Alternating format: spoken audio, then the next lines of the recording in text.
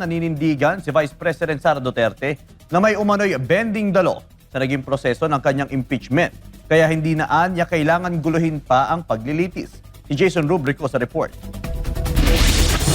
Sa panayam ng media sa Davao City, tinanong si Vice President Sara Duterte kung may kaugnayan ang napaulat na pag-aresto kay Senator Ronald Bato de la Rosa sa umano'y pagtatangkang guluhin ang impeachment trial laban sa kanya.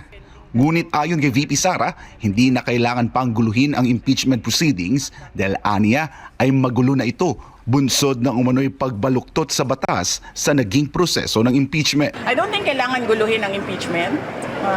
Napaka-klaro naman yung bending the law dyan sa impeachment na yan, simula pa sa House of Representatives hanggang sa pagkakaroon ng dalawang tao na nakaupo doon sa, ano man tawag dyan, stage or rostrum or elevated platform.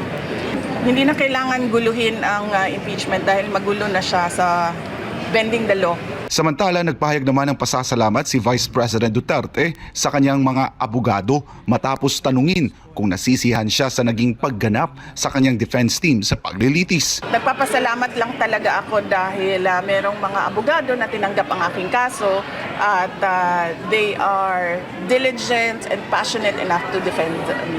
Sa kasalukuyan, tinatalakay ng impeachment court ang Article 1 ng Articles of Impeachment na may kaugnayan sa umano'y maling paggamit ng confidential funds ng Office of the Vice President at ng Department of Education nung siya pa ang kalihim nito. Nagpapatuloy naman ang presentasyon ng ebidensya at mga testigo ng prosekusyon kaugnay ng naturang artikulo habang nakatakda ring magsagawa ng cross-examination ang kampo ng depensa sa mga ihaharap na saksi. Para sa Diyos at sa Pilipinas kung mahal, ako si Jason Rubrico, SMNR News.